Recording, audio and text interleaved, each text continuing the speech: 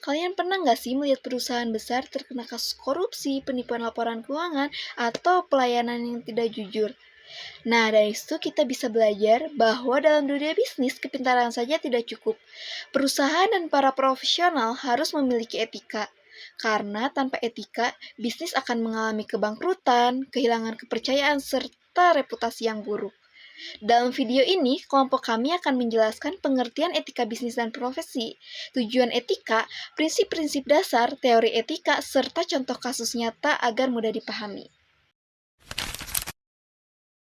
Untuk materi yang pertama, ada pengertian etika bisnis dan profesi.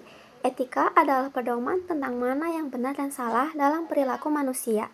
Sedangkan etika bisnis adalah aturan moral dalam menjalankan kegiatan bisnis agar dilakukan secara jujur, adil, dan bertanggung jawab. Lalu etika profesi adalah aturan atau kode etik yang harus dipatuhi seseorang dalam pekerjaannya. Lalu yang selanjutnya adalah konsep dari etika.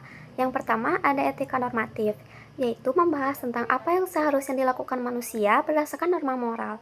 Contohnya, seorang kasir mengembalikan uang kembalian lebih kepada pelanggan karena itu tindakan yang benar.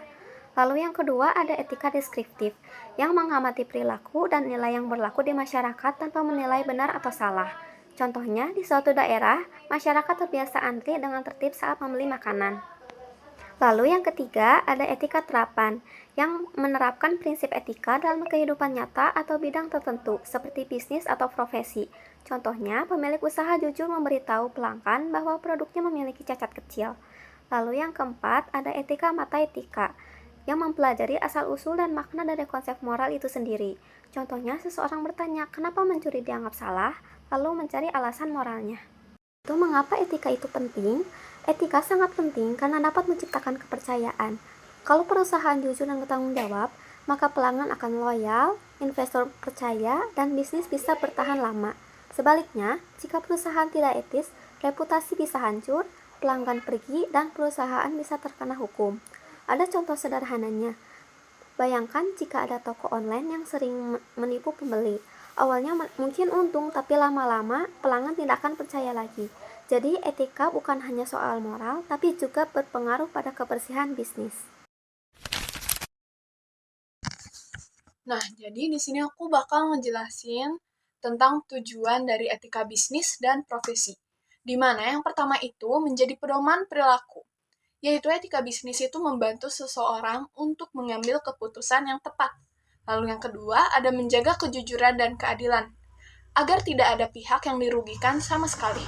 Lalu yang ketiga, melindungi kepentingan masyarakat, karena biasanya itu keputusan bisnis biasanya berdampak besar bagi banyak orang. Lalu yang keempat, ada menjaga reputasi perusahaan dan profesi. Perusahaan yang etis biasanya lebih dapat dipercaya. Dan yang terakhir, menciptakan lingkungan kerja yang sehat, karena ada rasa saling menghargai dan tanggung jawab. Selanjutnya, prinsip-prinsip dasar etika bisnis. Pertama, prinsip otonomi, di mana seseorang mampu mengambil keputusan sendiri dengan sadar dan bertanggung jawab. Contohnya, pegawai menolak melakukan kecurangan walaupun disuruh atasan. Yang kedua, prinsip kejujuran, artinya bisnis harus terbuka dan tidak menipu. Contohnya, produk yang dijual harus sesuai dengan kualitas aslinya. Yang ketiga, prinsip keadilan, di mana semua pihak harus diperlakukan secara adil. Contohnya, karyawan mendapatkan gaji sesuai dengan beban kerja yang dilakukan. Yang keempat, prinsip saling menguntungkan. Bisnis seharusnya memberi manfaat bagi semua pihak. Contohnya, penjual untung, pembeli juga harus puas. Dan yang terakhir, prinsip integritas moral, yaitu menjaga nama baik dan moral. Contohnya, mengakui kesalahan kepada atasan ketika laporan keuangan rugi atau tidak sebalance. Nah, selanjutnya di sini aku bakal ngebahas tentang teori-teori penting yang sering digunakan etika bisnis. Ada 4 teori etika bisnis. Yang pertama itu ada etika deontologi. Teori ini menilai tindakan berdasarkan kewajiban dan aturan. Jadi, sesuatu dianggap benar karena memang itu kewajiban kita. Contohnya, akuntansi harus tetap jujur walaupun kejujuran tersebut bisa merugikan perusahaan. Lalu yang kedua, ada etika teologi. Melihat dari hasil atau dampak tindakan, kalau hasilnya membawa kebaikan bagi banyak orang, maka itu dianggap baik. Contohnya, perusahaan memberikan diskon besar saat krisis untuk membantu para masyarakat. Lalu yang ketiga, ada teori hak. Teori ini menekankan bahwa setiap orang memiliki hak yang harus dihormati. Misalnya, karyawan berhak mendapat gaji yang layak dan lingkungan kerja yang aman. Lalu yang keempat, ada teori keutamaan atau virtue, di mana fokus pada karakter seseorang yang jujur, adil, disiplin, dan lain-lain. Karena biasanya orang dengan karakter yang baik akan mengambil keputusan dengan baik. Terus selanjutnya di sini aku bakal kasih salah satu contoh nyata kasus etika bisnis adalah manipulasi laporan keuangan.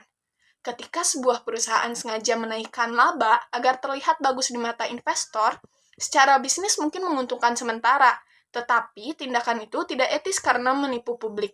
Dalam kasus seperti ini, auditor harus tetap jujur dan mengikuti standar akuntansi meskipun dapat tekanan dari perusahaan. Karena tugas profesional bukan hanya mencari keuntungan, tetapi juga menjaga kepercayaan masyarakat. Oke, jadi kesimpulannya, etika bisnis dan profesi sangat penting dalam dunia kerja dan usaha. Etika dapat membantu perusahaan dan para profesional dalam bertindak jujur, bertanggung jawab, dan membangun kepercayaan masyarakat. Karena kesuksesan bisnis bukan dilihat hanya dari keuntungannya saja, tetapi juga dari bagaimana cara mendapatkannya. Sekian penjelasan dari kelompok kami. Semoga bermanfaat. Terima kasih.